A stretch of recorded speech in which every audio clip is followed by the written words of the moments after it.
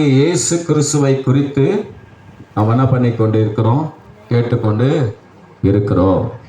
Price the Lord. தொடர்ந்து நாம் ஆண்டவராகிய இயேசு கிறிஸ்துவை குறித்து நாம் கேட்டுக்கொண்டு இருக்கிறோம். இந்த நாளில் கூட ஆண்டவராகிய இயேசு கிறிஸ்துவை குறித்து உங்களோடு கூட நான் பகிர்ந்து கொள்ள விரும்புகிறேன். ஆண்டவராகிய இயேசு கிறிஸ்து பார்த்தீங்கன்னா ஒரு விசுவாசி தன் வாழ்க்கையில செய்யக்கூடிய ஒரு 5 காரியத்தை அவர் செய்து காட்டியிருக்கிறார். செய்யணும், இது செஞ்சாதான் அவங்க ஆசீர்வாதமும் பெற முடியும், ஆவிக்குரிய ஆசீர்வாதமும் பெற முடியும், சரீர ஆசீர்வாதமும் பெற முடியும், சரீர சுக ஆசீர்வாதமும் பெற முடியும், எல்லாமே பெற முடியும். அல்லேலூயா. எல்லாமே பரவாயில்ல, ஸ்தோத்திரம். எல்லாம் மனப்பாடம் தயார் பண்ணி வீட்டில் போய் அப்படியே என்ன பண்ணுவீங்க, ஒருத்தரதும் எழுதுறது இல்லை. அல்லேலூயா. எழுத்தே கிடையாது, எழுத்து கொள்ளும். அதனால இல்லை. சரி, அடுத்த வருஷத்தை வந்தால் அது என்ன பண்ணுங்க, டைரி வாங்கி எழுதுங்க. ஸ்தோத்திரம். சரி, இந்த நாளில் நான் என்ன சொல்ல போகிறேன்னா, அருமையானவர்களே, ஒரு கிறிஸ்தவனுக்கு ஒரு அடிப்படையான அவசியமான காரியம் இருக்கிறது. அதை ஆண்டவராகிய இயேசு கிறிஸ்து செய்தே காட்டினார். என்னன்னா, ஒரு அடிப்படையான கிறிஸ்தவனுக்கு என்ன இருக்குன்னா, அவன் தேவ ஆலயத்திற்கு சரியா வரணும். முஸ்லிம்களுக்கு எத்தனை இருக்கு? 5 கடமை இருக்கா? 7 கடமையா? பைபிளே தெரியாது. 5 கடமை இருக்கு. அது போல நாம இந்த 5 காரியம், 5 கடமை இல்ல, 5 காரியம். முதல் தேவாலயத்துக்கு வரணும். 2வது வேத வாக்கியத்தை, வேத வசனத்தை படிக்கணும். 3வது பார்த்தீங்கன்னா, அந்த மனுஷன் தேவனுக்கென்று கொடுக்கணும். 4வது பார்த்தீங்கன்னா, அந்த மனுஷன் ஜெபம் பண்ணணும். 5வது பார்த்தீங்கன்னா, அந்த விசுவாசி ஆத்தும ஆதாயம் பண்ணணும். ஒரு அல்லேலூயா சொல்லுவோமே. இந்த 5 காரியமும் ஒரு விசுவாசிக்குள்ள இருக்கணும், ஒரு தேவ பிள்ளைகளுக்குள்ள இருக்கணும். அல்லேலூயா. இந்த 5 காரியத்தையும் நம்முடைய ஆண்டவராகிய இயேசு கிறிஸ்து செய்து காட்டினார். அவர் தான் நமக்கு முன்மாதிரியா இருக்கிறார். அல்லேலூயா. அவர் தான் நமக்கு எப்படி இருக்கிறாரு? முன்மாதிரி. ஒரு மாதிரி அவர் இல்ல, முன்மாதிரி. நாம எல்லாம் ஒரு மாதிரி இல்லைங்க, ஒரு மாதிரிங்க இல்ல. நம்ம ஆண்டவர் முன்மாதிரி. சொல்லுங்க பார்க்கலாம். முதலாவது பார்த்தீங்கன்னா, நம்முடைய ஆண்டவராகிய இயேசு கிறிஸ்து ஆலயம் சென்றார். எப்படி? ஆலயம் சென்றார். 2வது அவர் வேத வாக்கியங்களை படித்து அறிந்திருந்தார். 3வது அவர் கொடுக்கிறவராய் இருந்தார். 4வது அவர் ஜெபிக்கிறவராய் இருந்தார். 5வது அவர் என்ன பண்ணாரு? ஆத்தும ஆதாய பணியிலே அவர் இருந்தார். ஆத்தும ஆதாய பணி செய்தார். ஆத்தும ஆதாயம் செய்தார். இது ஒவ்வொரு விசுவாசிகளுக்குள்ள இதம் பேசிக்கா இருக்கணும், அடிப்படையா இருக்கணும். மற்ற காரியெல்லாம் இது செய்யும் போது மற்ற காரியெல்லாம் வரும். முதலாவது இயேசு கிறிஸ்து ஆலயத்துக்கு சென்றார். எடுத்து படிங்க பார்க்கலாம். அதனால யாருக்கு பிரயோஜனம் பார்த்தீங்கன்னா, எடுத்து படிங்க. யோவான் 10ஆம் அதிகாரம் 22, 23 எல்லாரும் கூட எடுத்துக்கொள்ளுங்க பார்க்கலாம். பின்பு எருசலேமிலே தேவாலய பிரதிஷ்டை பண்டிகை வந்தது. மாரிக்காலமா இருந்தது. இயேசு தேவாலயத்தில் சாலமோனுடைய மண்டபத்திலே உலாவிக் கொண்டிருந்தார். ஜெபம் பண்ணலாம். பிதாவே, நன்றி தகப்பனே, இந்த வார்த்தையை ஆசீர்வதி. இந்த வார்த்தை மூலமா எங்களோடு இடைப்பட்டு பேசும் கிரீசி இயேசுவின் நாமத்தில் கேட்கிறோம் பிதாவே, ஆமென். சாலமோன் மண்டபத்தில், இயேசு தேவாலயத்தில் சாலமோன் மண்டபத்தில் உலாவிக் கொண்டிருந்தார். ஒரு அல்லேலூயா சொல்லுங்களேன். இப்ப இந்த இடத்துல அவர் என்ன பண்ணிக்கிட்டு இருக்கிறாரு? அந்த சம்பவம் இங்கேயான இப்பயான இருக்காது. தேவ சபையில தேவன் எழுந்தருளி இருக்கிறார், உலாவிக் கொண்டு இருக்கிறார். அவர் துதிகளின் மத்தியிலே வாசம் பண்ணுகிற தேவன். அவர் நம் மத்தியில கூட நம்முடைய ஆண்டவராகிய இயேசு கிறிஸ்து என்றைக்கும் இருக்கிறார். 2000 வருஷத்துக்கு முன்பாக அவர் ஊழியம் செய்கிற நாட்களிலே அவர் தேவாலயம் சென்று தேவாலயத்திலே உலாவிக் கொண்டிருக்கிறார். இன்றைக்கு நம் மத்தியில வந்து நம் மத்தியில உலாவிக் கொண்டிருக்கிறார். ஸ்தோத்திரம். நம்முடைய துதியை ஏற்றுக்கொள்ளும்படியாக தேவ ஆண்டவராக இயேசு கிறிஸ்து ஆவியானவராய் உலாவுகிறது மாத்திரமல்ல, கூடவே யாரும் வராங்க? யாரு வராங்க? தூதர்களும் உட்கார்ந்துகிட்டு இருக்காங்க. நீங்க தேவனுடைய வார்த்தையை கேட்குறீங்களோ இல்லையோ, நல்லா அவங்க உட்கார்ந்துகிட்டு என்ன பண்ணிக்கிட்டு இருக்காங்க? உங்க ஆவிக்குரிய கண்ணை திறந்தா நீங்க அவங்கள பார்க்கலாம். நமக்கு விசுவாச கண்கள்ல நம்ம அதை அறிந்திருக்கிறோம், அது உண்மை. அவங்க இந்த வார்த்தையை கேட்டுக்கொண்டு இருக்கிறாங்க. அவரும் உலாவுகிறார். அவர் உலாவி கரெக்டா ஒரு நேரம் வரும்போது இங்க வந்து நின்றுவார். எப்போ வந்து நிற்பாரு? எப்போ நிற்பாரு? காணிக்கெல்லாம் பார்ப்பார், இங்க வந்து நின்றுவார். பைபிள் தான் சொல்லுது. அப்போ இயேசு கிறிஸ்து பாத்தீங்கன்னா அவர் ஊழியம் செய்யற நாட்களிலே அவர் 12 வயசுல கூட ஆலயத்துக்கு போனார். அம்மா அப்பா கூட பசங்களை விட்டுட்டு வந்து உட்கார்ந்து நீ நரகத்துக்கு போவ. ஏன்னா உன் கூட எங்க போவ? உன் பிள்ளைங்களையே நரகத்துக்கு அனுப்புற. நீ எங்க போவ? நீ பிள்ளைய நல்லா வளர்க்கலாம், எங்க போவ? ஏம்மா தெரியுதா? ஞாபகங்கதா? விட்டுட்டு வந்து உட்கார்ந்துக்கிறியா? அல்லேலூயா. கோச்சிக்காதீங்க இந்த வார்த்தை சொல்றதுனால. நரகத்துக்கு போறேன்னு சொல்றேன். ஏன்னா நம்ம பிள்ளைங்களை அனுப்பிச்சிட்டு நீ என்னத்துக்கு உன்னை தாயா தகப்பனா வச்சிருக்கிறது காரணம் எதுக்கு? உன்கிட்ட அன்பா நேசிக்கிறேன்னு சொல்லிட்டு உங்ககிட்ட போய் பிள்ளைய கொடுத்துருக்கிறாரு. அழமாட்டார் ஆண்டவர்? கடைசியில் காதை பூச்சி கடிவான். எப்படி? எல்லாத்தையும் விட்டுட்டு வந்து உட்காந்துட்டு ஐயா கொய்யோ மையோன்னு அழுகக்கூடாது. அப்புறமா அப்படியே இந்த வருஷம் தீர்மானம் பண்ணிக்க, கையில பிடி, ஓம் புள்ள உன்னோடையவன். அல்லேலூயா. ஸ்தோத்திரம். பிடிக்கணும், கூட்டிட்டு வரணும். 12 வயசுல போனாரு, விட்டாராது? ஆலயத்துல வந்து உலாவனாரு. தேவ பிள்ளைகளே, நம்ம ஆண்டவர் எல்லாத்திலும் அருமையானவருங்க. அவர் முன்மாதிரிங்க. அல்லேலூயா சொல்லுங்க. அல்லேலூயா.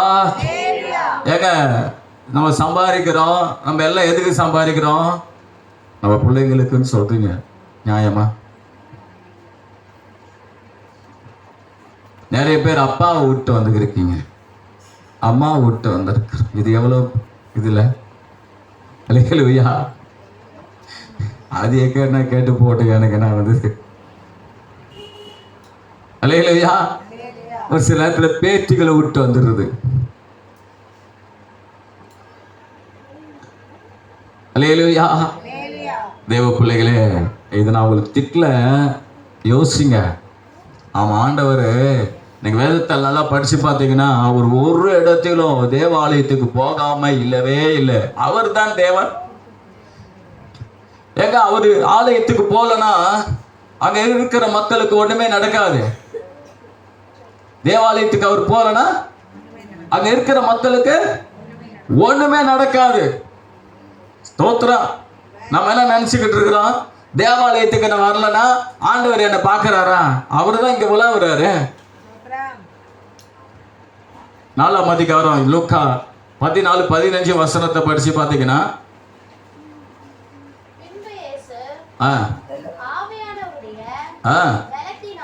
பலத்தினாலே கலிலேயாவுக்கு திரும்பி போனார். அவருடைய கீர்த்தி சுற்றிலும் இருக்கிற தேசமெங்கும் பரம்பிற்று. அவர்களுடைய ஜெபாலயத்திலே அவர் உபதேசித்து எல்லாராலும் புகழப்பட்டார். ஒரு அல்லேலூயா. தேவாலயத்துக்கு வந்தா புகழ்ச்சி வரும், உனக்கு நிகழ்ச்சி வராது. அல்லேலூயா. தேவனால் புகழப்படுவாரு. பாருங்க, அவரு தேவாலயத்துக்கு வராரு, உபதேசம் பண்றாரு, புகழப்படுறாரு. ஸ்தோத்திரம். அவர் வர்றது அவர் புகழப்படுறதுக்கு மாத்திரமல்ல, தேவாலயத்துக்கு நாம் வர்றதுக்கு காரணம் என்னன்னா அவரை புகழ. எதுக்கு வரோம்?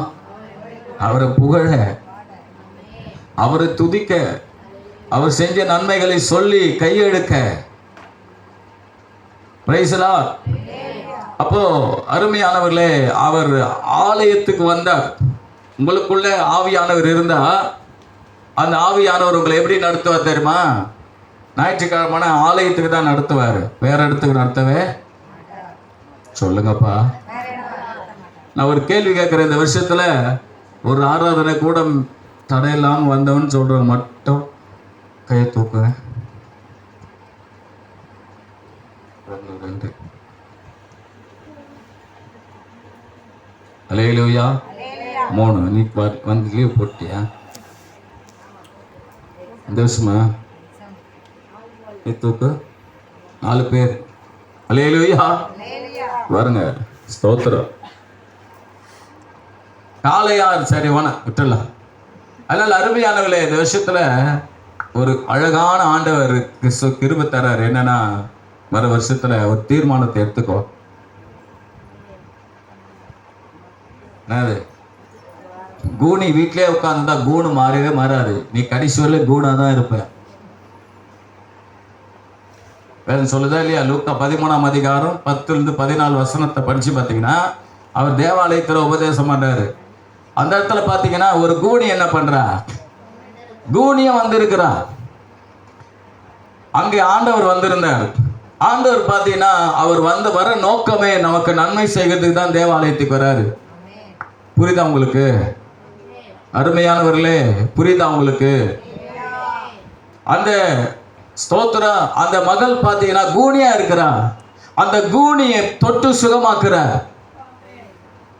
எங்க அவரு தேவாலயத்தில் வர நோக்கம் என்ன? நன்மை செய்யும்படியா வராரு, சுகமாக்கும்படியா வராரு. ஆனா அந்த இடத்துல யாரு இருக்கணும்? நன்மை பெற்றுக்கொள்ளக்கூடிய ஆள் இருக்கணும். அது புரிஞ்சுக்குங்க. ஒரு சுயபலத்தினாலே நீ முயற்சி பண்ணி தோல்வி அடைவ.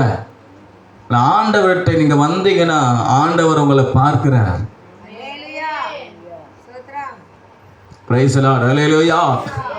அப்படிதானே? சுகமாச்சா இல்லையா? 18 வருஷம் ப்ராப்ளம் உங்க வாழ்க்கையில ப்ராப்ளம் இருந்துகிட்டே இருக்கலாம்.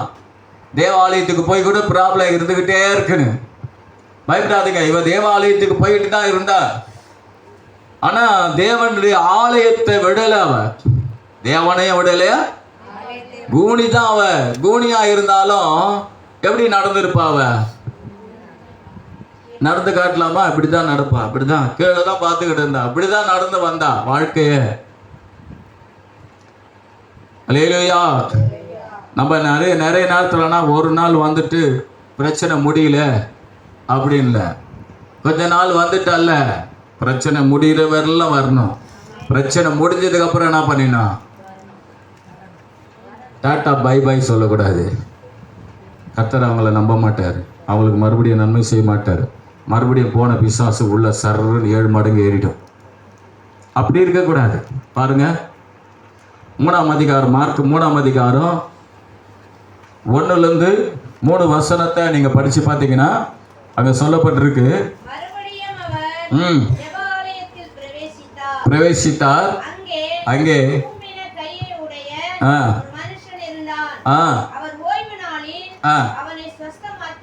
பாருங்க, போதும். எங்க சோத்திர சூம்பின கையுடைய ஒருத்தன் 2 கையும் சூம்பி இருக்கா, இது மடங்கி போயிடுச்சு. இந்த அப்படி மடங்கு போல இந்த கை என்ன வளராத கை சூம்பி போயிருக்கு. பார்த்தீங்கன்னா அந்த கையை ஆண்டவர் வளர வைக்கிறார். அப்படியே ஒரு அல்லேலூயா சொல்லுவோமே. தேவாலயத்தில் தாங்க நடக்குது.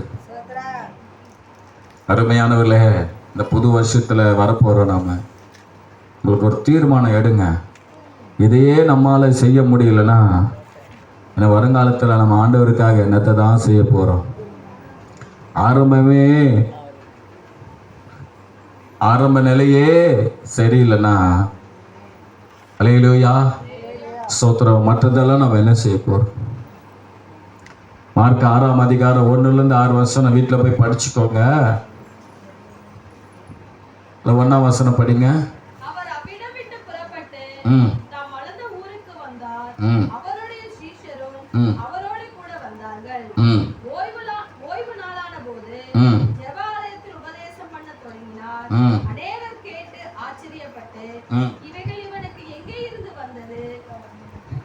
போதுமா?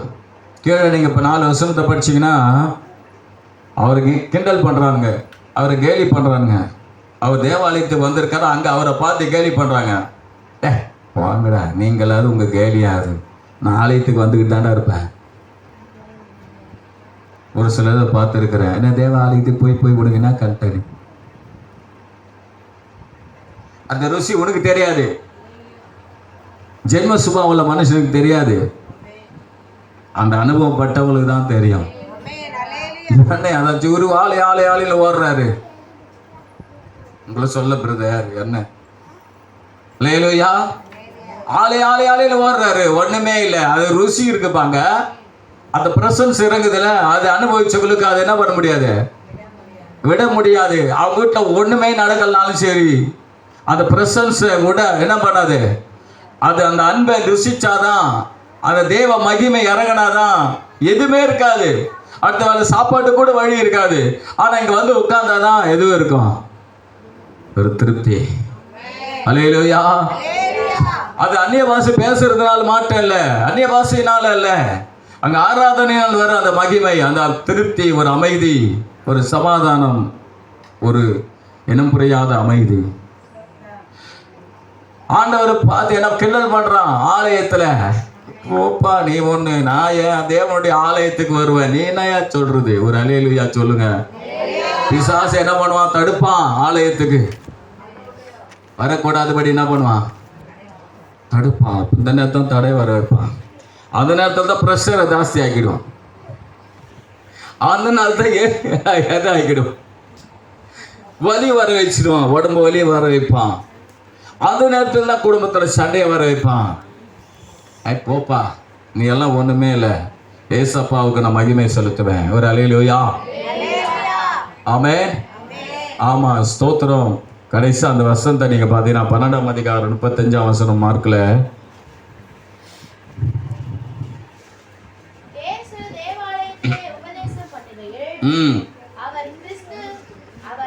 போதுமா போதும். அவர் தேவாலயத்தில் என்ன பண்ணாரு, பிரசங்கம் பண்ணுகையில். அல்லேலூயா அல்லேலூயா ஸ்தோத்திரம் ஸ்தோத்திரம் அல்லேலூயா.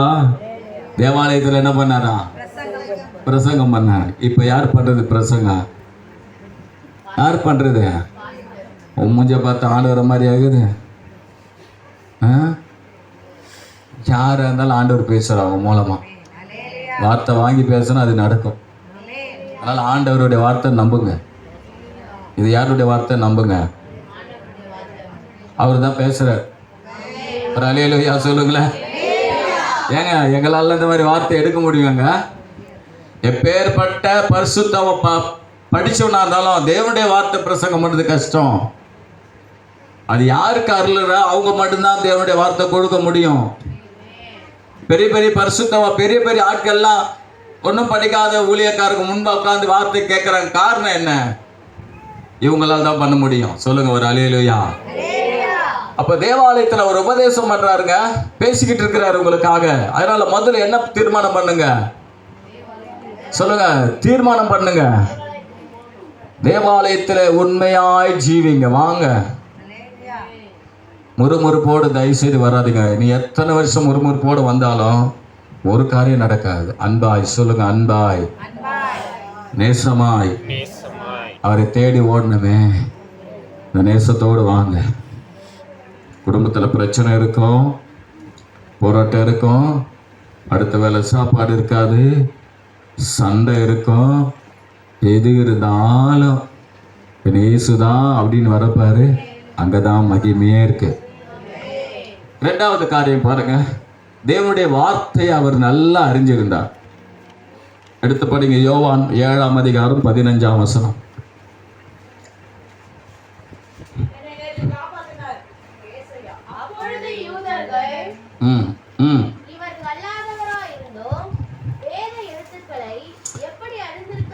இவர் கல்லாதவராய் இருந்தும் வேத எழுத்துக்களை எப்படி அறிந்திருக்கிறார் என்று ஆச்சரியப்பட்டார்கள். ஒரு அல்லேலூயா சொல்லுங்க.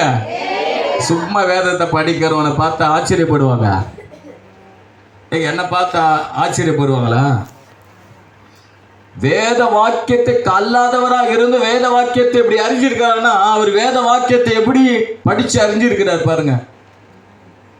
இப்ப என்ன மாதிரி உபதேசம் பண்றவனை வந்து பார்த்து ஆச்சரியப்பட மாட்டாங்க. அவர் நல்லா பண்றாரு பிரசங்கன்னு சொல்லிட்டு. ஒரு பார்த்தீங்கன்னா ஒரு சிலர் பயங்கரமா பிரசங்கம் பண்ணுவாங்க. அந்த மொழி இந்த மொழி அந்த விளக்கம் இந்த விளக்கெல்லாம் கொடுத்து பிரசங்கம் பண்ணும்போது அதை பார்த்து ஆச்சரியப்படுவாங்க. என்னடா இப்படி பேசுறாரு, இதுக்கு அர்த்தம் எபிரேய மொழியில் இருக்கு, இதுக்கு அர்த்தம் கிரேக்க மொழியில் இருக்கு, இதுக்கு அர்த்தம் அராமி மொழியில் இருக்கு, இங்கிலீஷ்ல இதுல அர்த்தம் இப்படின்னு சொல்லிட்டு நிறைய ஊழியக்காரங்க வேத பண்டிதர் இருக்கு. அவங்க எல்லாம் பேசும்போது ஆச்சரியமா இருக்கும். என்ன இதோட அர்த்தம் இதுதானா? அவங்கள பார்த்து ஆச்சரியப்படுவோம். ஏன்னா அவங்க அந்த அளவுக்கு வேதத்தை என்ன பண்ணியிருக்காங்க, அறிஞ்சதுனால. அதே போல ஆண்டவராக இயேசு கிறிஸ்து வேதத்தை, அவர் வேதத்தை அறிஞ்சிருக்கிறத பார்த்துட்டு எல்லாரும் ஆச்சரியப்படுறாங்க. அது உங்களை போல என்ன போல வேத அறிவு இல்லை, அது விசேஷமான வேத அறிவு. எந்த அளவுக்கு அவர் வேதத்தை அறிஞ்சிருப்பார். அவர் ஆவியானவராக இருந்தாலும், அவர் தெய்வமா இருந்தாலும், அவர் சும்மா நம்மளை போல ஸ்தோத்திரம், நம்மளை போல அவர் மனிதனா இருந்து வேதத்தை கற்றுக்கொண்டிருக்கிறார்.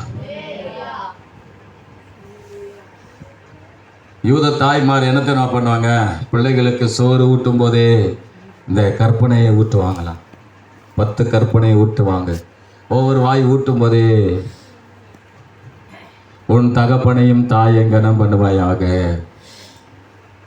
பொய் சொல்லாதிருப்பாயாக,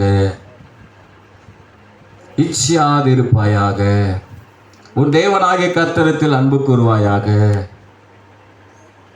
என்னென்று வேறு தேவன் உண்டாயிருக்க வேண்டாம் அப்படின்னு சொல்லி இந்த யூத தாய்மார் தன் பிள்ளைகளுக்கு என்ன பண்ணுவாங்களாம்? சோறு ஊட்டும் போதே ஊட்டும். நம்ம சோறு ஊட்டும் போது எதை காட்டி ஊட்டுவாங்க? எங்கள் ஒய்ஃப் அப்படி செஞ்சதே கிடையாது. நிலா ஓடிவான்னு கூட அவங்க என்ன பண்ணதில்லை, நிலாவை கூட காட்டி ஊட்டினது கிடையாது. ஏன்னா இங்கேருந்து நிலாவை பார்க்க முடியாது வீட்டிலேருந்து. அல்லேலூயா. அல்ல சிரிக்கிறது ரொம்ப சந்தோஷமா இருக்குது. அல்லேலூயா. ஆமாம், என் பையனுக்கும் சரி பொண்ணுக்கும் சரி நிலாவை ஊட்டினதில்லை. ஆனால் வேதத்தை நிறைய தடவை படிச்சுட்டாங்க என் பசங்க 2 பேரும். அல்லேலூயா. நிறைய தடவை வேதத்தை படிச்சுங்க. 10 வாட்டி படிச்சிருப்பியா? மேலேயே இருப்ப. அல்லேலூயா. நிறைய வேணா. இவங்க வந்து 2-3 வயசு இருந்தே பைபிள் படிக்க ஆரம்பிச்சிட்டாங்க. காதில் ஊதுவாங்க, அவங்க காதில் படிப்பாங்க அவங்க 2 பேருக்கும். அல்லேலூயா. ஏன் சொல்கிறேன்னா, அருமையானவர்களே, நாம் வேதத்தை என்ன பண்ணோம்? அறிஞ்சிக்கணும். நம்முடைய ஆண்டவர் சும்மா வேதத்தில் நம்முடைய ஆண்டவர் வேதத்தை அறிந்திருந்தார் சும்மா சொல்ல. நமக்கு ஒரு பாடம் அது. அவருக்கு தெரியாதா வேதம்? நம்ம வேதத்தை நல்லா அறிஞ்சிருக்கணும்பா. இந்த புது வருஷத்துல ஒரு தொடக்கத்தை கொடுங்க. இந்த வருஷத்தோட விட்டுறாதவா 4 தடவை. இந்த வருஷத்துல நீ 5 தடவை 6 தடவை வரணும் எனக்கு. அது மாதிரி சாட்சி சொன்னீங்கன்னா எனக்கு ரொம்ப பிடிக்கும். அது மறக்கவே மாட்டேன், சொல்லிக்கினே இருப்பேன் பிரசங்கத்தில். அல்லேலூயா. விடக்கூடாது. அதனால அவங்கள போல 6 தடவை படிக்கணும்னு சொல்ல, ஆளுக்கால ஒரு தடவை படிச்சு முடிங்க. படிக்க பார்க்கலாம். 8ஆம் அதிகாரம் 7ஆம் அதிகாரம் 38-39.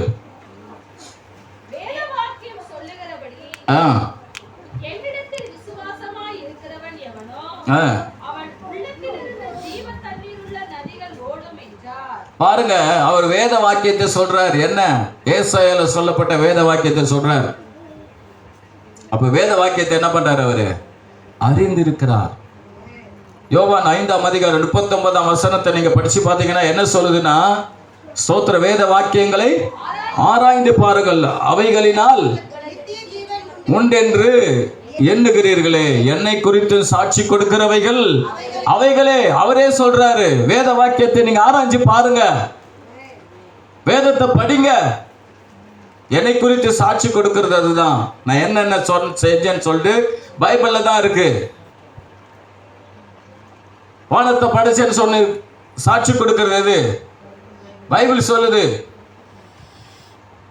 அப்ப வேத வாக்கியத்தை என்ன பண்ணுங்க? லூக்கா 11ஆம் அதிகாரம் 30-31 டக்குன்னு எடுங்க, டக்குன்னு படிங்க. 11ஆம் அதிகாரம் 30-31.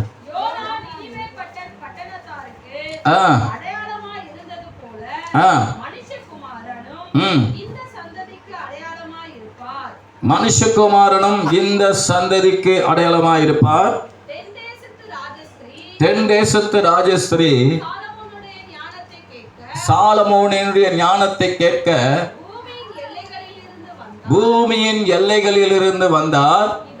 இதோ சாலமோனிலும் பெரியவர் இங்கே இருக்கிறார். போதும். இங்கே 2 காரியத்தை ஆண்டவர் சொல்றார். என்ன? யோனாவை குறித்தும் சாலமோனு குறித்தும் சொல்றாரு. அப்படின்னா வேதத்தை என்ன பண்ணிருக்கிறாரு? அவரு படிச்சிருக்கிறாரு. ஆராய்ச்சி என்பது லாஸ்ட் இருக்கிறதுல மோஸ்ட் பயங்கரமான குவாலிட்டி. அதுக்கு பல காரியம் இருக்கு. அவர் படிச்சிருக்கிறார், அவர் ஆராய்ஞ்சவர் தான். யோனா புத்தகத்துல ஒரு கேள்வி கேட்கிறேன். யோனா எங்க போனார்? நினிவேவுக்கு போனாரா? கரெக்டான ஆன்சர். அல்லேலூயா. அப்போ யோனா எங்க போனாரு? யோனாவை குறித்து ஆண்டவர் அறிஞ்சிருக்கிறாரா இல்லையா? அப்போ பைபிள் அவர் என்ன பண்ணியிருக்காரா? யோனாவை குறித்து தெரியும். அப்புறம் யாரை குறித்தாங்க தெரியுது? அவருக்கு சாலமோனை குறித்தும் தெரியுது. நல்லா தெரிஞ்சுங்க. அவர் வேதத்தை படிச்சு நல்லா அறிந்திருந்தார். என்னது? அவரை அவங்க அம்மா அப்பா படிக்க வைக்கல. காரணம் என்னன்னு தெரியல. அகில அவர் பெரிய பணக்காரங்கன்னு சொல்றாங்க அவங்க அம்மா அப்பா எல்லாம், அவங்க அப்பா. காரணம் என்னன்னு தெரியல. ஸ்தோத்திரம். ஆனா அவர் ரொம்ப நல்லா படிச்சிருந்தார். எல்லா வேதத்தில் இருக்கிற எல்லா பகுதியும் அவர் அறிந்திருந்தார். 21ஆம் அதிகாரம் மத்தேயு 42ஆம் வசனம். மத்தேயு 21:40. இயேசு அவர்களை நோக்கி, வீடு கட்டுகிறவர்கள் தள்ளின கல்லே மூளைக்கு தலைக்கல் ஆயிற்று. அது கர்த்தராலே ஆயிற்று. அது நம்முடைய கண்களுக்கெல்லாம் ஆச்சரியமா இருக்கிறது. இது எத்தனை சங்கீதம்? 118ஆம் சங்கீதத்துல தாவீது சொல்ற சங்கீதம்.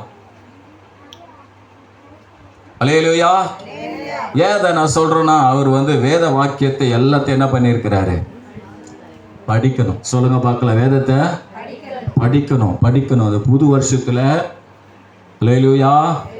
வேதத்தை நல்லா படிங்கப்பா. வேதத்தை படிங்க. அல்லேலூயா. யோவான் 10ஆம் அதிகாரம் 34-35.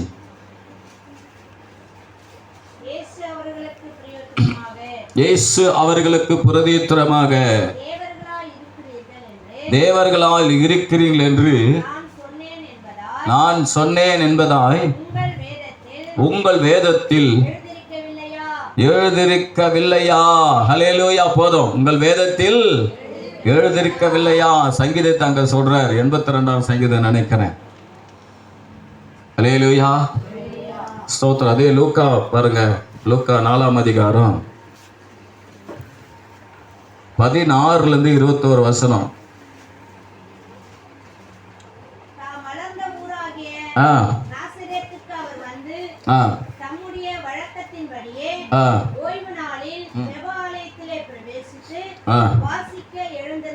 ஒரு அல்லேலூயா சொல்லுவோமே.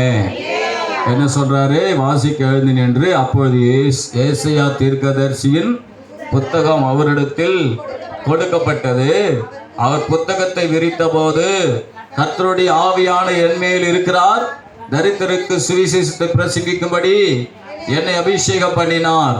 இருதயம் நொறுங்கொண்டவர்களை குணமாக்கவும், சிறைப்பட்டவர்களுக்கு விடுதலையையும், குருடருக்கு பார்வை பிரசித்தப்படுத்தவும், நொறுங்கொண்டவர்களை விடுதலையாக்கவும், கர்த்தருடைய அனுக்கிரக வருஷத்தை பிரசித்தப்படுத்தவும் என்னை அனுப்பினார் என்று எழுதியிருக்கிற இடத்தை கண்டு வாசித்து புஸ்தகத்தை சுருட்டி பணிவிடை காரியத்தில் கொடுத்து உட்கார்ந்தார். ஜபாலயத்துள்ள எல்லாருடைய கண்கள் அவர் மேல் நோக்கமாக இருந்தது. இது எங்க இந்த பகுதி எது? ஏசாயா எத்தனாம் அதிகாரம்? தெரியலன்னா பிரசங்கம் ஞாபகம் இல்லைன்னு அர்த்தம். போன வாரம் பிரசங்கம் கிடையாது, வியாழக்கிழமை தானே பேசினேன். கிறிஸ்துமஸுக்கு பேசினேன் இல்லையா? ஏசு கிறிஸ்துவ என்ன பண்ணாரு? 61ஆம் அதிகாரம், ஏசாயா 61ஆம் அதிகாரத்தை ஒரு அல்லேலூயா சொல்லுங்க. ஏசாயா 61ஆம் அதிகாரம். Praise lord. அதே நீங்கள் 25, 26 வசனத்தை படிச்சிங்கன்னா படிங்க. 20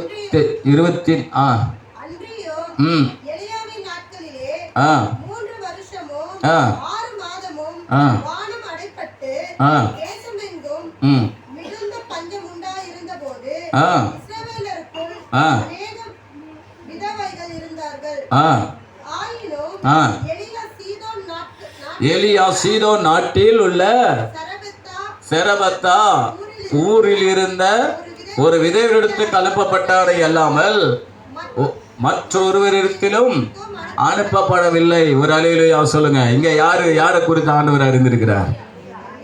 எலியாவை குறித்து. அதே நீங்க 27ஆம் வசனத்தை பார்த்தீங்கன்னா, அல்லாமலும் எலிசா தீர்க்கதரிசியின் காலத்தில் இஸ்ரவேலுக்குள்ளே அநேக குஷ்டரோகிகள் இருந்தார்கள்.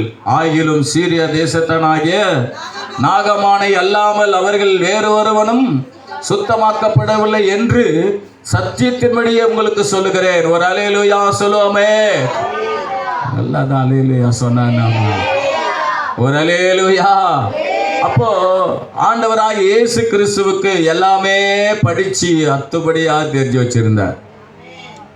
வேதத்தை அருமையானவர்களே, இன்னைக்கு செய்தியினுடைய இதுதான். வேதத்தை படிங்க. இந்த வருஷத்துல தொடங்குங்க. இன்னைக்கே தீர்மானம் பண்ணுங்க. இன்றே தீர்மானம் செய். உங்கள் கையில் ஆண்டவர் கொடுத்திருந்த வேதத்தை படிக்காம விடாதீங்க. நமக்கு ஸ்தோத்திரம். நமக்கு முன் சென்றவர் நம்முடைய ஆண்டவர். வேதத்தை எல்லாமே அவருக்கு தெரியும். எலியாவை குறித்து சொல்லமா? எலியாவை குறித்து சொல்ற. எலிசாவை குறித்து சொல்லமா? எலிசா, யோனா, சாலமோன், ஆபிரகாம், இன்னும் நிறைய இருக்கு. ஆபிரகாம், ஈசாக்கு, யாக்கோபு, எல்லாரையும் குறித்தும் வேதத்தில் சொல்லப்பட்ட இன்னும் நிறைய காரியங்களை எடுக்கல. நான் ஒரு கர்த்தருக்கு சித்தமான அவர் வேதத்தில் எப்படி அறிஞ்சிருக்கிறான்னு எடுக்கலான்னு நினைச்சேன். அது கஷ்டமான காரியம்னால இது சுருக்கமாக சொல்லியிருக்கிறேன். ஒரு அல்லேலூயா. அப்போ வேதத்தை என்ன பண்ணலாம் சொல்லுங்க? வேதத்தை சொல்லுங்க படிக்கணும். சொல்லுங்க வேதத்தை. இந்த வருஷத்துல, புது வருஷத்துல நம்ம பிரவேசிக்கிறதுக்குள்ள இன்னைக்கே வேதத்தை தொடங்குங்க. இன்னைக்கே தொடங்குங்க. மூணாவது டக்குன்னு கடந்து போலாம்.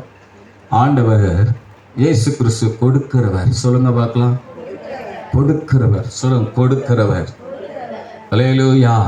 வேதம் சொல்லுது, கொடுங்கள் அப்பொழுது உங்களுக்கு கொடுக்கப்படும். அல்லேலூயா.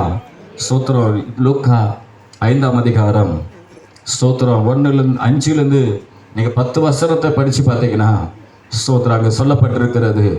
என்ன 10ஆம் வசனத்தை படிங்க பார்க்கலாம்.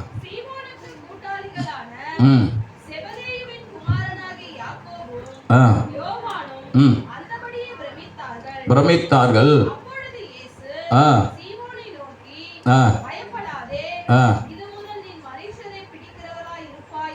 9ஆம் வசனம் சொல்லுகிறது, அவர்கள் திரளான மீன்களை பிடித்தது நிமித்தம் அவனுக்கும் அவனோடு கூட இருந்த யாவருக்கும் பிரமிப்பு உண்டானபடினால் அப்படி சொன்னான். திரளான மீன்மை கொடுத்தார். அவங்க பாருங்க, ராம் முழுதும் பிரயாசப்பட்டும், 5ஆம் வசனம் சொல்லுது, ராம் முழுதும் பிரயாசப்பட்டு ஒன்றும் ஆகப்படவில்லை. ஆகிலும் உடைய வார்த்தையின்படியே வலை போடுகிறேன். அப்படின்னா என்ன? ஆண்டவர் கொடுக்கிறவர். சொல்லுங்க, கொடுக்கிற தேவன். அவர் கொடுக்காம நீங்க கொடுக்கவே முடியாது. அவர் உங்களுக்கு கொடுக்காம கொடுக்கவே முடியாது. ஆனா அதே நேரத்தில் நீங்களும் அவருக்கு கொடுக்கணும். என்ன கொடுத்தாங்க? 3ஆம் வசனம் சொல்லுது, அப்பொழுது அந்த படவில் ஒன்றில் ஏறினார். அது சீமோனுடையதாக இருந்தது. ஸ்தோத்திரம். அந்த படகுல உட்கார்ந்து உபதேசம் பண்ணார். வெறுமையான படகு, ஆனா ஆண்டவருக்காக கொடுத்தார். பாஸ்டர், நான் வெறுமையா எனக்கு தரேன் பாஸ்டர். அது இல்லை, தேவனுக்கென்று கொடுக்கணும். சொல்லுங்க பார்க்கலாம். அவர் கொடுக்கிறவர். சொல்லுங்க ஸ்தோத்திரம். பார்த்தீங்க, ஆபிரகாம் என்ன பண்ணாரா? மெல்கிசேதேக்குக்கு எல்லாவற்றிலும் தசமம் கொடுத்தாரா? ஆபிரகாம் முதல் மெல்கிசேதேக்கு கொடுத்தாரா? மெல்கிசேதேக்கு ஆபிரகாம் முதல் கொடுத்தாரா? மெல்கிசேதேக்கு தான் ஆபிரகாமுக்கு கொடுத்தாரு. அப்பத்தையும் திராட்சை ரசத்தையும் கொடுத்தாரு. அப்புறமா தான் ஆபிரகாம் என்ன பண்ண, அதை வாங்கி சாப்பிட்டுட்டு அதுக்கப்புறம் தன்னுடைய இதை கொடுத்தார். அப்ப ஆண்டவர்கிட்ட நம்ம வாங்கி அதுல கொடுங்க, அவர் தான் நமக்கு தராரு. இந்த வருஷத்துல ஒரு நல்ல தீர்மானம் பண்ணுங்க. ஸ்தோத்திரம். சொல்றதுக்கு கொடுக்கறது குறித்து சொன்னாலுமே நம்ம காதை என்ன பண்ணிக்கிறோம்? கொடுக்காம ஒண்ணுமே பண்ண முடியாதுங்க. ஸ்தோத்திரம். ஒரு விதைச்சாதாங்க. சொல்லுங்க பார்க்கல, விதைச்சா எல்லாரும் நாம எல்லாம் சொல்ல உங்களுக்கு எப்படி பேசுறாரு அப்படி பண்ணுங்க. ஆனா நம்முடைய ஆண்டவர் யார்? அவர் சொல்லுங்க, கொடுக்கிறவர். அவரிடத்திலிருந்து கத்துக்கணும். அவர் யார்? அவர் கொடுக்கிறவர். 17ஆம் அதிகாரம் மத்தேயு 27ஆம் வசனம் சொல்லுது. அது பேதுரை பார்த்து சொல்றார், நீ கடல்ல கொண்டு போய் என்ன பண்ணுவ? மீன் என்ன பண்ண? தூண்டில போடு. அது முதல் மீன் பிடி. அதுல என்ன இருக்கும்? வெள்ளி பணம் இருக்கும். அவர் கொடுக்கிறவர், வெள்ளி பணம் கொடுக்கிறவர். நம்மை ஆசீர்வதிக்கிற தேவன். சொல்லுங்க, நம்மளை ஆசீர்வதிக்கிற தேவன். இந்த புது வருஷத்துல தேவனுடைய பிள்ளைகளே கொடுக்கறது குறித்து மனம் வருத்தப்படாம தேவனுக்காக விதை. சொல்லுங்க, ஹல்லேலூயா, ஹல்லேலூயா, ஹல்லேலூயா. தேவனுக்காக விதை, ஊழியத்துக்காக விதை, சபைக்காக விதை, ஏழை எளிய மக்களுக்கு விதைங்க. ஹல்லேலூயா, ஸ்தோத்திரம். தேவ பிள்ளைகளே, நீங்க நினைக்காதீங்க எனக்கு வர கொஞ்சம் வருமானத்தை நான் விதைக்க முடியுமா, நான் கொடுக்க முடியுமா? நிச்சயம் கொடுக்கும். எனக்கு வர வருமானத்தில் நான் எல்லாத்துக்கும் ஹல்லேலூயா. மிஷினரிங்களுக்கு கிறிஸ்துமஸ் டைம்ல மிஷினரிங்களுக்கு ஒரு விசேஷத்தை காணிக்க ஹல்லேலூயா. எனக்கு கொடுத்த அந்த ட்ரெஸ்ஸுக்கு, எனக்கு என் பிள்ளைகளுக்கு எங்கள் 4 பேர் கொடுக்கப்பட்ட அந்த ட்ரெஸ்ஸு காசு அப்படியே மிஷினரிகளுக்கு. அப்புறம் நான் இதை கொடுத்துட்டுமே காசு இல்லையே என்கிட்ட அப்படின்னு சொல்லிட்டு யோசித்து கொண்டு இருந்தேன். ஐயோ, இவங்களுக்கு கொடுக்கணுமே. ஏன்னா வருஷம் வந்து 2 பேருக்கு நான் கொடுப்பேன். என்ன கொடுப்பேன்னா, அந்த குஷ்டரோகி மத்தியில் ஊழியர் செய்கிறவங்களுக்கு, ஏழை எளிய மக்களுக்கு ட்ரெஸ் எடுத்து கொடுத்து ஆகாரம் கொடுப்பாங்க. வருஷம் அது கொடுக்கணுமே, என்கிட்ட காசு இல்லையே, தேவைகள் இவ்வளோ இருக்கேன்னு சொல்லி யோசித்து கொடுக்கும்போது கரெக்டாக எனக்கு தேவை சந்திக்கப்படுது. முதலாவது அவங்களுக்கு கொடுத்துட்டேன். ஒரு ஹல்லேலூயா சொல்லுவோமே, ஹல்லேலூயா. ஏழை எளிய மக்களுக்கு கொடுத்து கர்த்தருக்கென்று விதைச்சாச்சு. அப்ப நம்முடைய வாழ்க்கையில தேவ பிள்ளைகளே நாம என்ன பண்ணணும்னா, விதைக்க வேண்டியதை விதைக்கணும். சொல்லுங்க, கொடுக்க வேண்டியதை ஆண்டவர் கொடுக்கிற தேவன். தேவ பிள்ளைகளே, யோவான் 21ஆம் அதிகாரம் 3-11 வசனத்தை நீங்க படிச்சு பாருங்க. சீசர்கள் ஏமாற்றமா அன்று இரவு ஒன்றும் பிடிக்காம, மீனை பிடிக்காம வந்து உட்கார்றாங்க. ஆனா ஆண்டவர் என்ன தெரியுமா பண்றாரு? அவங்களை தேடி போய் 153 பெரிய மீன்களை கொடுத்தார். வலை கிழிந்து போகத்தக்கதாக, படங்கள் நிரம்பத்தக்கதாக மீன்களை கொடுத்தார். ஒரு ஹல்லேலூயா சொல்லுவோமே. கொடுக்கிற தேவன். சொல்லுங்க, கொடுக்கிற தேவன். நம்முடைய ஆண்டவர் நமக்காக தம்முடைய ஜீவனையே கொடுத்திருக்கிறார். எல்லாவர் ஜீவனையே கொடுத்த தேவன் அவர். யோவான் 6ஆம் அதிகாரம் 5-13 வசனத்தை நீங்க படிச்சு பாருங்க. அங்க 5 பேர் 2 மீனை 5000 பேர் கொடுக்கிறார். சொல்லுங்க, ஹல்லேலூயா. 5 அப்பா 2 மீனை எவ்வளவு யாருக்கு கொடுக்கிறாரு? 5000 பேருக்கு. ஒரு ஹல்லேலூயா சொல்லுவோமே. ஆமா, கொடுக்கணும். அவர்கிட்ட நம்ம கத்துக்கணும் கொடுக்கறதுக்கு. மார்க் 8ஆம் அதிகாரம் 1-8 வசனம் வீட்டில் போய் படிச்சு கொள்ளுங்க. 4 அப்போ 7 அப்போ சில மீன்களை 4000 பேருக்கு கொடுக்கிறார். இப்படியாக வேதத்துல எடுத்து பார்த்தீங்கன்னா அவர் சுகம் கொடுக்கிறார், ஆரோக்கியம் கொடுக்கிறார், விடுதலை கொடுக்கிறார், நன்மை கொடுக்கிறார், எல்லா வித ஆசீர்வாதங்களும் அவர் இந்த உலகத்தில் அவர் கொடுக்கிறவராய் இருந்தார். அவர் நமக்கு கொடுத்தபடினாலே நாம் அவருக்கு திருப்பி கொடுக்க வேணும். ஆனா நம்ம எதை கொடுக்கிறோம்? ஒரு அல்லேலூயா. தசம் பாகத்தை சரியா கொடுக்கணும், ஏமாத்த கூடாது. தசம் பாகத்தை ஒரு பைசா கூட குறைக்க கூடாது. அதை தசம் பாகம்னா தசம் பாகம் கொடுக்கணும், அதிகமாக தான் கொடுக்கணும், கம்மியாக கொடுக்கக்கூடாது. அல்லேலூயா. எல்லாவற்றிலும் என்ன பண்ணணுமா? உங்களுக்கு திருவசனத்தை போதிக்கிறவர்களுக்கு சகல நன்மைகளும் பகிர்ந்து கொடுக்கணும். உனக்கு களஞ்சியம் பூரணமாக நிரம்புறதுக்கு என்ன பண்ணா? எல்லாம் விளைவின் முதற் பணிகளை கர்த்தர் என்ன பண்ண? கனம் பண்ணுங்க. கர்த்தரை கனம் பண்ணுங்க, கர்த்தருக்காக கொடுங்க. கைகளின் பிரயாசத்தை கர்த்தர் ஆசீர்வதிப்பார். சொல்லுங்க பார்க்கலாம். கைகளின் பிரயாசத்தை கர்த்தர் என்ன பண்ணுவாரு? ஆசீர்வதிப்பார். தேவ பிள்ளைகளே, நீங்க ஆசீர்வாதம் பெற்றுக்கொள்ளணும்னா, பொருளாதாரத்தில் நீங்க நன்மை அனுபவிக்கணும்னு சொன்னா கர்த்தருக்காக விதைங்க. சொல்லுங்க, அவர் கொடுக்கிற தேவன். சொல்லுங்க, 5 அப்பம் 2 மீனை அவர் ஆசீர்வதிச்சார்னா அதுக்கு முன்னே என்ன செஞ்சாங்க? அந்த 5 அப்பம் 2 மீன் என்ன பண்ணாங்க? அவர்கிட்ட அவர் கையில கொடுத்தாங்க. போட்டு நிறமனா என்ன பண்ணணும்? போட்டை கொடுக்கணும் அவர்கிட்ட. வலையை நிறமனா வலையை அவர்கிட்ட கொடுக்கணும். அல்லேலூயா. 7 அப்பம் சிறு மீனை கொடுக்கணும். Praise the lord. அல்லேலூயா. கொடுங்க, கொடுங்க. தேவனுக்கு என்று வேதைங்க. அவர் கொடுத்திருக்கிறார். சொல்லுங்க, அவர் கொடுக்க ஒண்ணுமே தம் ஜீவனையே கொடுத்துட்டார். சொல்லுங்க, ஜீவனையே கொடுத்துட்டார். அதுக்கு மேல என்ன?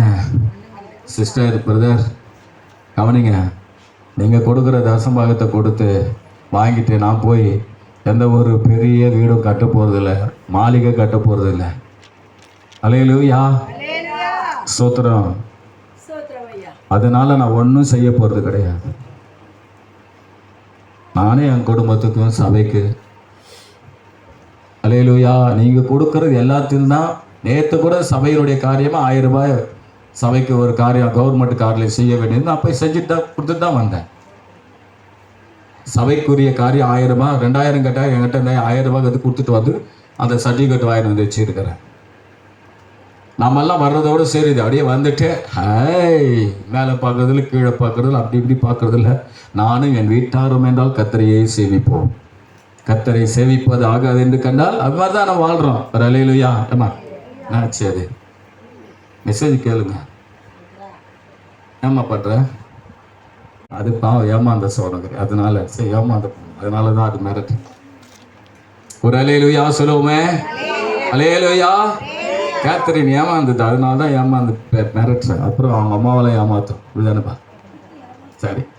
4வது ஸ்தோத்திரம். 4வது சொல்லுங்க பார்க்கலாம். 4வது அல்லேலூயா. ஜெபம் பண்ணணும். சொல்லுங்க பார்க்கலாம். 2 காரியம் தான் இருக்கு, நான் சொல்லி முடிச்சுடுறேன். இயேசு கிறிஸ்து செஞ்சத முதல்ல என்ன செஞ்சாரு? தேவாலயத்துக்கு போனார். 2வது வேத வாக்கியத்தை அறிஞ்சு கொண்டார், படிச்சு அறிஞ்சிருக்கிறாரு. 3வது கொடுக்கிறவர். 4வது ஜெபிக்கிறவர். ஜெபத்தை குறித்து நிறைய பேசி இருக்கிறதுனால நான் ஜெபத்தை குறித்து கொஞ்சமா சொல்லிட்டு நான் கடந்த அடுத்த குறிப்பு சொல்லி முடிச்சிடலாம். நேரத்துக்குள்ள கேட்டா முடிச்சிடலாம். லூக்கா 9ஆம் அதிகாரம் 8ஆம் வசனம்.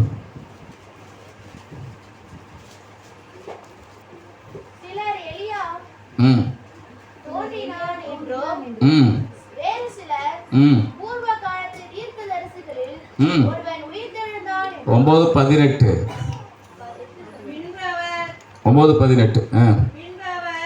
லூக்கா 9:18. பின்பவர் சீசரோடு கூட தனித்து ஜெபம் பண்ணி கொண்டிருக்கையில் அவர்களை நோக்கி, ஜனங்கள் என்னை யார் என்று சொல்லுகிறாள் என்று கேட்டார். நல்லா கவனிங்க. இந்த வருஷத்துல ஒரு ஜெபம் நம்முடைய குடும்பத்தில் இருக்கட்டும். எப்படி? இங்க பாருங்க, அவரு நம்மளை போல மனைவி பிள்ளைங்க இல்லை. அவர் கூட இருக்கிறது யாரு? சீசர். அவர் சீசரோடு கூட சேர்ந்து என்ன பண்றாரு? சொல்லுங்க பாருங்கப்பா. ஜெபம் பண்ற, சீசரோடு சேர்ந்து ஜெபிக்கிறார். அப்ப நாம யாரு கூட சேர்ந்து ஜெபிக்கணும்? குடும்பம் சொல்லுங்க பார்க்கலாம். குடும்பமாக ஜெபிக்கணும். குடும்ப ஜெபம் அவசியம். இந்த வருஷத்தில் நான் வருஷம் ஞாபகப்படுத்துவேன். செய்ய கட்டுன்னு போன ஆண்டவர் வீட்டில் இந்த வருஷமும் உனக்கு ஞாபகப்படுத்துறாரு. உன் குடும்ப ஜெபம் உன் வீட்டில் இருக்கணும். சொல்லுங்க, உன் குடும்பத்தில். இங்கே பாருங்க, ஆண்டவராக இயேசு கிறிஸ்து கூடி ஜெபிக்கிறார். யாரு கூட? சீசலோடு கூட. தனி ஜெபமும் அவசியம், ஆனால் குடும்ப ஜெபம் ரொம்ப அவசியம். குடும்பமா ஜெபிக்கணும். ஏதாவது ஒரு நேரத்தை நீங்க எடுத்துக்கங்க. காலையில ஜெபிக்க முடியுமா? காலை நேரத்தை ஒழுங்குபடுத்திக்கங்க. இல்லை காலையில எங்களால் ஜெபிக்க முடியாது, நாங்கள் பரபரப்பாக ஓடுறோம், ஆஃபீஸ் கிளம்புறோம், 6 மணிக்கெல்லாம் போகணும், 7 மணிக்கெல்லாம் போகணும், அவ்வளோ சீக்கிரம் முடியாதுன்றவங்க பரவாயில்லை, சாயங்காலம் வந்து நல்லா சோத்திரம் ஒரு 8-9 மணிக்கு ஆரம்பிங்க. இந்த காலத்தில் யாரும் 9 மணிக்கெல்லாம் தூங்குறது கிடையாது. யாரெல்லாம் 9 மணிக்கெல்லாம் நான் தூங்கிடுவேன்னு சொல்லுங்க, மட்டும் கையை தூக்குங்க. Very good. சரி, 10 மணிக்கு தூங்குறவங்க அதுவும் கிடையாதா? அப்போ 2 தானே. நம்ம நீ எத்தனை மணிக்கு தூங்க? அதை காட்டுற. 12 உருப்பட்டுரும். மூளை யார செயல்படாது. நீ யாரும் நீங்கள் 12 மணிக்கு தூங்குனீங்கன்னா எனக்கு தெரியும். நான் வந்து என்ன தெரியும் பண்ணுவேன், கரெக்டாக 10 மணிக்கு படுத்துருவேன். கரெக்டாக 10 மணிக்கு தான் 9லேருந்து 10 பேரில் எங்கள் குடும்ப ஜெபம். கரெக்டாக 8 மணிக்கு சாப்பிட்றதுக்கு 8-8:30க்குள்ளே சாப்பிட்ருவேன். சாப்பிட்ட உடனே அப்படியே 9 மணிக்கு குரல் கொடுப்பேன். 8:45 குரல் கொடுப்பேன். வாடா சாலாமா பபேத்வா நம்ம படுற அங்கேருந்து குரல் வரும். அதோ வந்துட்டங்க, இதை வரம்பா அலையிலுயா வந்து உட்காந்துருவாங்க. அதை சாப்பிட்டு அந்த 1 மணி நேரம் அந்த சாப்பாடு அந்த 1 மணி நேரம் ஜபத்தில் அப்படியே என்ன ஆகிடும், ஜீரணம் ஆகிடும். அழகாக ஜீரணம் போய் படுத்து தூங்குறதுக்கு நல்லா இருக்கும். ஒரு அலையிலுயா சொல்லுங்க. நாங்கள் எப்பவுமே லேட்டாக சாப்பிட மாட்டேன். கூடுமான வரல 8-8:30க்குள்ளே முடிக்க முயற்சி பண்ணுவேன். 1 மணி நேரம் அப்படியே நம்ம 3 மணி நேரம் ஆகணுமா சாப்பிட்டு. ஆனால் நமக்கெல்லாம் அப்படி இல்லை. அந்த பிள்ளை 12 மணிக்கு சொன்ன உடனே எனக்கு ஆச்சரியமாக இருக்குது. 12 மணிக்கு படுக்கூடாது. புரியுதா? யார் 12? நீயா? அந்த 12 படுத்தீங்கன்னா வேலைக்கு ஆகாது. ஸ்தோத்திரம். செல்லு நிறைய வந்துடுச்சு கையில். அப்படியே உட்கார்ந்தீங்கன்னே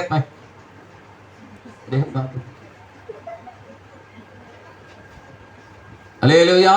என்ன செல்லு தேவ பிள்ளைகளே, செல்லை வந்து நிறைய பேர் என்ன பண்ணிக்கிறேன், பார்த்து அதுதான் சொப்பனமாக.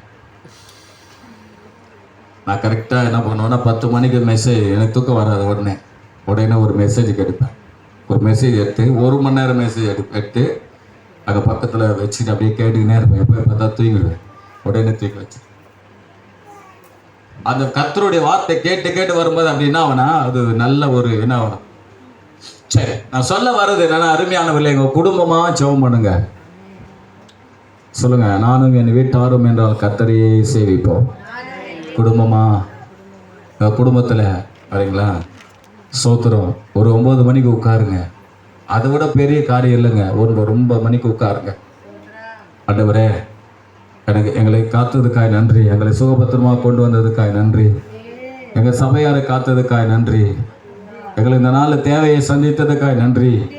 ஒரு பாட்டு பாடுங்க. ஒரு அதிகாரம் பைபிள் படிங்க. ஆளுக்கு ஒரு 5 நிமிஷம் 2 நிமிஷம் தான் ஜெபிப்பீங்க. எனக்கு தெரியும். 2 நிமிஷம் ஜெபம். 2 நிமிஷம் ஜெபம். ஆண்டவரை எங்களை கொடுத்ததுக்காய் நன்றி. நேரமெல்லாம் காத்துங்க ஆண்டவர். அதிகாலை நாள எழுந்து ஜெபிக்க எனக்கு உதவி செய்யுங்க ஆண்டவரே. தனிப்பட்ட விதத்தில் ஜெபம் பண்ணுங்க. யோவான் 17ஆம் அதிகாரத்தில் ஆண்டவர் தம்முடைய சீசர்களோடு கூடி தான் ஜெபிக்கிறாரு. சீசர் ஒரு சில நேரத்தில் கூடி ஜெபிக்கிறதுக்கு அழைச்சப்பட்டு தூங்கினாலும் ஆண்டவர் விடல. நீங்கள் தூங்குறீங்கடா, போங்கடா, விட்டுல. என் 2 பசங்க பார்த்தீங்கன்னா பையன் தான் அடிக்கடி தூங்குவான். நீ அங்கே தூங்குறத விட்டு எங்கே வந்து தூங்க? ஜபம் பண்ணுறதுல தூங்க. எனக்கு டயர்டாக இருக்குது பாடுவான். இல்லை, நீ அங்கே தூங்காத, இங்கே வந்து தூங்கு. அவங்க அம்மா பக்கத்துலேயே படுத்துப்பான். வச்சுட்டு போட்டு படுத்துப்பான். நீ நீ வந்து தூங்குற போது என் வார்த்தை எங்கள் பாட்டை கேளு, மெசேஜ் கேளு, வசனத்தை கேளு. சின்ன வயசுல சொல்றேன், இப்ப கிடையாது. இப்ப எப்பனா ஒரு வாட்டி தான் அப்படி நடக்கும். எது புரியலையா? அல்லேலூயா. சாலம் அதிகமாக தூங்காது, எப்பனா ஒரு வாட்டி தான் தூங்க. ரொம்ப இன்ட்ரெஸ்ட் ஆண்டவர் மேல. நல்லா பாடு, கை தட்டு ஒரு அல்லேலூயா சொல்லுங்க. என் பொண்ணு தானே நீ உன் குடும்ப ஜெபத்தில் பண்றியா? உன் பொண்ணை பண்றியா? இருக்குதோ இல்லையோ, அவன் அந்த பொண்ணு பண்றதை பார்த்தா குடும்ப ஜெபம் பண்ற மாதிரி தோணுது. அவங்க அம்மா முட்டி போட்டா கூடையை முட்டி போடுது, கை தட்டுது. நீ சொல்லி கொடுப்பான்னு பார்த்தா அப்புறம் பார்த்தா இப்படி போட்டிய. அல்லேலூயா. செய்வோமா? நம்ம பிள்ளைகளுக்கு ஊதணும், வாயில என்ன ஊதணும்? வசனத்தை சொல்லணும் குடும்ப ஜெபத்தில். அப்பதான் ஏன் என் பசங்களை பைபிள் நிறைய படிச்சிட்டாங்கன்னா, அவங்க வந்து தனிப்பட்ட விதத்தில் பெருசாக படிக்கலாலும் அவங்க தனிப்பட்ட விதத்தில் படிச்சிருப்பாங்க. அதே நேரத்தில் குடும்ப ஜெபத்தில் ஒரு அதிகாரம் நம்ம படிச்சிடுவோம். வருஷத்தில் எத்தனை அதிகாரம்? 365 அதிகாரம் படிப்போம். அவங்க படிப்பாங்க, தனியாக பைபிள் படிப்பாங்க. குடும்ப ஜெபம் பண்ணோம் சொல்லுங்க பாருங்க. குடும்ப ஜெபம் மத்தேயு 14, 20, 23 படிங்க. நேரமே ஆகி போயிடுச்சு.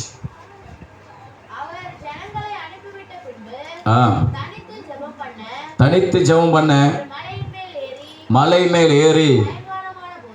ஆமா போதுமா, தனித்து ஜெபம் பண்ண சொல்லுங்க போகலாம். தனித்து ஜெபம், தனி ஜெபம் சொல்லுங்க போகலாம். அடுத்தது என்ன ஜெபம் தேவை?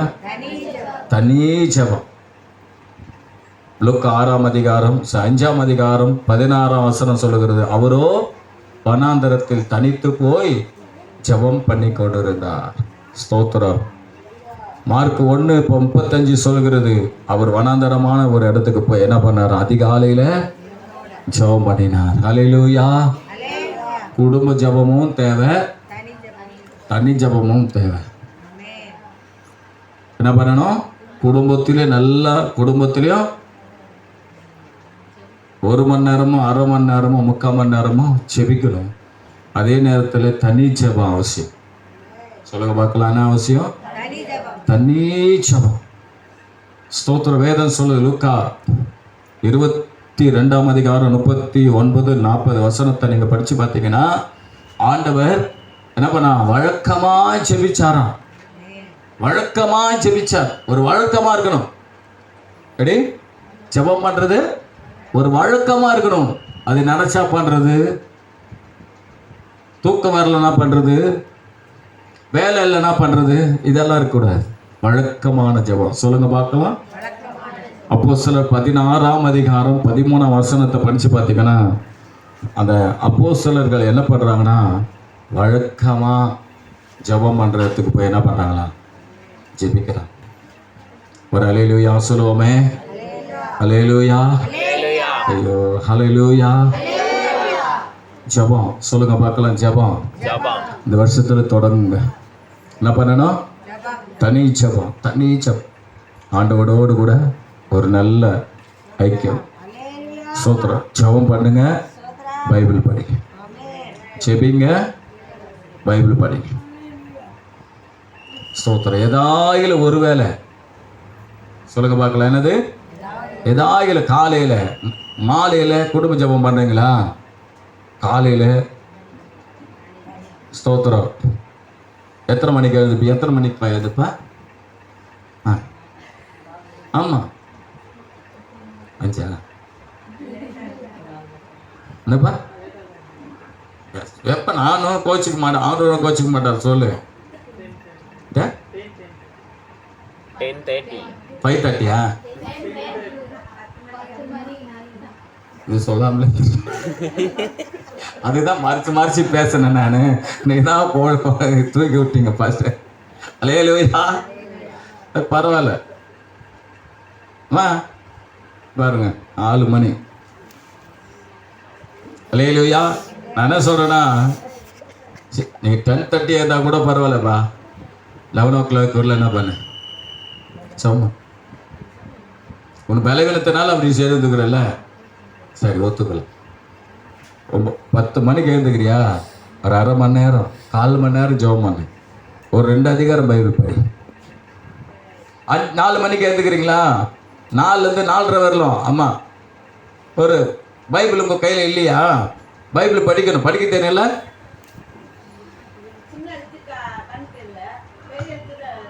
சரி சரி சரி. அது போல் ஒவ்வொருத்தரும் என்ன பண்ணா, உங்கள் கையில் பைபிள்னா சொல்லுங்கள், நான் தரேன் பைபிளு. நீங்கள் சின்ன பெரிய பைபிள் கேட்கல, அது 1000 2000 போவோமே. சரி பார்க்கலாம் எப்படி. அல்லேலூயா. நம்ம இங்கே பார், திரும்ப பைபிள் படிப்பியா நான் எங்க படிப்பியா? சரி, அதனால் இது பண்ணுங்க. கடைசியாக நான் ஒன்று சொல்லி முடிச்சிடுறேன். அல்லேலூயா. எல்லாமே நம்முடைய வளர்ச்சிக்கு நாங்கள் சொல்கிறோம், வேறு யாருக்கும் இல்லைங்க. இதை செஞ்சீங்கன்னா உங்கள் வாழ்க்கையில் எல்லாம் நன்மை நடக்க போகுது. இதுக்கு நாங்கள் சொல்கிறோம். அல்லேலூயா. கடைசியாக நான் வார்த்தைகளை மட்டும் சொல்லிடுறேன். ஆண்டவர் ஊழியம் செய்தார். சொல்லுங்கள் பார்க்கலாம். கடைசி ஆத்தும ஆதாயம் செய்தார். ஒரு அல்லேலூயா சொல்லுவோமே. ஆத்தும ஆதாயம். அல்லேலூயா. நான் வசனத்தை மாத்திரம் சொல்லிட்டு நான் முடிச்சிடுவேன். கடைசியாக அவர் ஆத்தும ஆதாயம் செய்தார். யோவான் 4ஆம் அதிகாரம் 1லேருந்து 8 வசனத்தை நீங்கள் படித்து பார்த்தீங்கன்னா, அங்கே ஆண்டவர் சமாரிய ஸ்திரீ நிலத்தில் போகிறார். பார்த்தீங்கன்னா சோத்திரம், சமாரிய ஸ்திரீ அந்த கிணத்தாண்ட வரா. என்ன பண்ணுறா, யாக்கோபுடைய கிணத்தாண்ட வரா. வந்த உடனே பார்த்தீங்கன்னா அவள் வரத்துக்கு முன்னே இவர் என்ன பண்ணிட்டார், போயிட்டு அங்கே உட்காந்துட்டார். அல்லேலூயா. அவளை என்ன பண்ணுறாருன்னா, அவளோடு கூட அவளை குறித்து பேசி கர்த்தருடைய வசனத்தை, ஆண்டவருடைய வார்த்தையை சொல்லி அவளை கர்த்தருக்குள்ள ரட்சிப்புக்குள் நடத்திட்டான். ஒரு அல்லேலூயா சொல்லுங்களேன். அல்லேலூயா. ஓ பிரைஸ் தி லார்ட். அல்லேலூயா. என்னதுங்க? ஆமாம், ஆத்தும ஆதாயம். நீங்கள் கேட்க முடியாது, ஆண்டவர் எனக்கு எங்கே ஆத்தும ஆதாயம் பண்ணாருன்னு. நம்ம ஆண்டவரை பின்பற்ற ஆளாண்டா நமக்கு அந்த கிருபை ஆண்டவர் தருவார். சொல்லுங்கள் பார்க்கலாம். ஆண்டவரே எனக்கு உதவி செய்யுங்கப்பா, ஆத்தும ஆதாயம் செய்ய. பரவாயில்லையா. அல்லேலூயா. ஓ ஹல்லேலூயா. எல்லாரும் அப்படி சொல்லுங்க. ஆத்தும ஆதாயம் பண்ண கிருபைதார் ஆண்டவரே.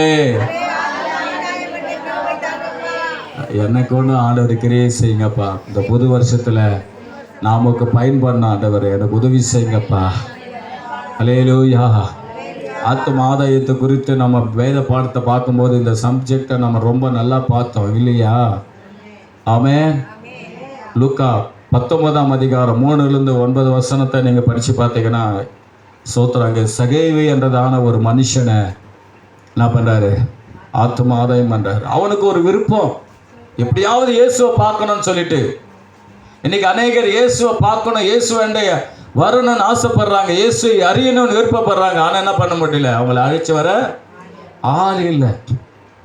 ஆனால் இவர் அவனை குறித்து அறிந்திருந்தார். இவன் நம்ம பார்க்க விருப்பப்படுறான், நம்ம அண்டைகளை வர விருப்பப்படுறான், ரட்சிக்கப்பட விருப்பப்படுறான்னு சொல்லிட்டு அது எரிகோ வழி அவர் போகும்போது இவன் என்ன பண்ணுறான், முன்ன ஓடி போயிட்டு காட்டத்தி மரத்தில் ஏறி ஆண்டவரை பார்க்குறான். உடனே இந்த காட்டத்தி மரத்தாண்ட வந்த உடனே, சகேவே இறங்கி வா. அல்லேலூயா. இன்றைக்கு உன் வீட்டில் தங்க வேண்டும். இந்த வீட்டுக்கு ரட்சிப்பு வந்தது. ஒரு அல்லேலூயா சொல்லுவோமே. அல்லேலூயா. அருமையான தெய்வ பிள்ளைகளே, ஸ்தோத்திரம். நமக்கு தெரிஞ்சவங்க அறிஞ்சவங்க எவ்வளோ பேர் இருக்கிறாங்க. வெறுங்கையாய் பரலோகத்தில் வந்திடேன் இயேசுநாதா. ஆமென். ஸ்தோத்திரம். மார்க் 5ஆம் அதிகாரம் 34ஆம் வசனத்தில் பெரும்பாடுள்ள ஸ்திரீ, அந்த ஸ்திரியை பார்த்து சொல்றார், ஸ்திரியே உன் விசுவாசம் உன்னை ரட்சித்தது, சமாதானத்தோடு போய் சுகமாயிரு. கர்த்தர் அவளை ரட்சிப்புக்குள் நடத்துகிறார்.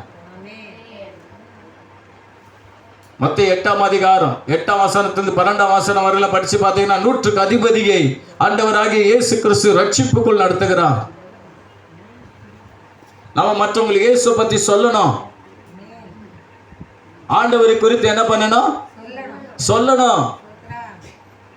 ஒரு ஊழியத்தை ஆரம்பிச்சு அப்படியே பாயிலே முக்காவிலே நிறுத்திட வேண்டியதுதான், பாதியிலே நிறுத்த வேண்டியதுதான். Praise lord. ஒப்பு கொடுக்க வேண்டியது, அப்புறம் நிறுத்திட வேண்டியது. ஒரு டாக்ஸ் கொடுக்க வைக்கும், ஒரு ஆத்தும ஆதாயம் பண்றது, ஒரு ஆளுக்கு இயேசு பற்றி சொல்ல வைக்கும். ஆண்டவர் வெக்கமே படல. அவர் சொன்னார், பாஸ்டர் அவரை மாதிரி எனக்கு சுகமாக்குற வல்லமை இருந்தா எனக்கு நல்லா இருக்குமே. அதுவெல்லாம் இல்லைன்னா பரவாயில்ல, அவர் பார்த்துக்கிட்டோம், அவருடைய காரியத்தை அவர் பார்த்துக்கிட்டோம். ஆத்தும ஆதாயம் செய்கிற படி அவர் பார்த்துக்கிட்டோம்.